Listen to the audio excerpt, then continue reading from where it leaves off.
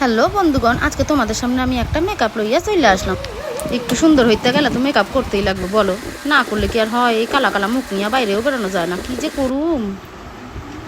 প্রথমে আমি এক গাদি ময়শ্চারাইজার নিয়ে গালের মধ্যে থুপ্পা থুপ্পা মারলাম। তারপরে আমি প্রাইমারটা নিয়ে লইলাম। প্রাইমারটা নেওয়ার পরে আমি একটু কনসিলার দিয়া মুখটাকে সাদা বানাইয়া লইলাম। তারপরে আসল খেলা, এইবার যে এমন সাদা হমু তোমরা তো তাকাইয়াই থাকবা সবাই। দেখো হওয়ার জন্য যে মেয়েরা কত কিছু করে, আমিও একটু কইরা লইলাম। ফাউন্ডেশনটা ব্লেন্ডিং করে নিলাম। এটা কিন্তু লিপস্টিক না, তোমরা অনেকে ভাববা যে লিপস্টিক।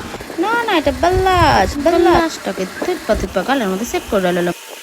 আমি এখন দেখলাম যে আমার মুখটা আদৌ ফর্সা হয় নাই, তাই আরও ভূত সাজার জন্য আমি আর একটু পাউডার, বেশি বেশি করে পাউডার মাইখা নিলাম। পাউডার মাখার পরে চোখটা কেমন সাদা সাদা লাগতেছিল, তারপরে চোখের মধ্যে কালার কইরা নিলাম।